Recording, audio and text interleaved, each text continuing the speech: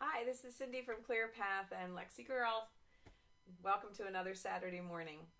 Last week we were talking about belief systems, and I just wanted to kind of give you a little background about how your belief system has really formed. Studies have shown that your belief system is formed between the time you are like 2 and 3 years old. Why is that? It's because before the time you're really able to communicate, you're absorbing. You're like a little sponge, and your brain is taking in everything that the adults in your life are doing.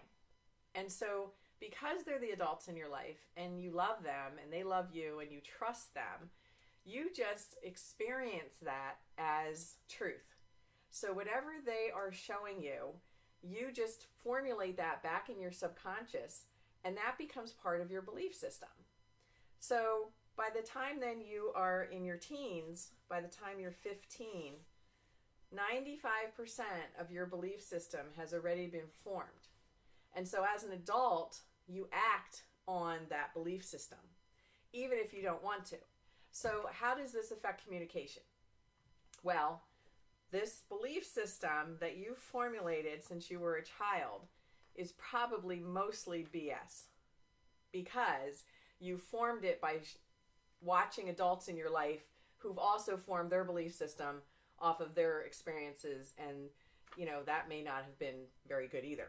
So communication is changed by, let's say now you're in a relationship and you have a disagreement, and automatically you start fighting and calling each other names, and even becoming physically and verbally abusive to each other. And you say to yourself afterwards, like, wow, that wasn't me. How did that happen? Like, why can't we just sit down and talk? It's probably because your parents or the adults in your life when you were little handled stress and problems the same way. And so back in your subconscious, you just bring that forward. And without even realizing it, you're repeating a pattern. So is that a belief? Not really. It's a pattern of behavior. And so you may believe that this is how communication works, but like I said, that's not true. So what you need to do is really sit back, take those steps like we talked about last week, to formulate who you want to be, what you really believe, how you want to communicate, and what you really want out of this communication, and then learn new tools and skills to be able to communicate that in a fashion that really gets you what you want.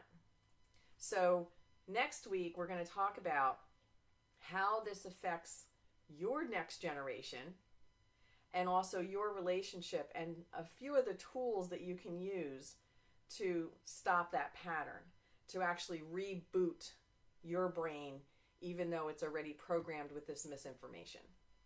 So have a wonderful week. Thank you for tuning in, and down below, comment on maybe something that you learned as a child that you find yourself doing that you want to stop.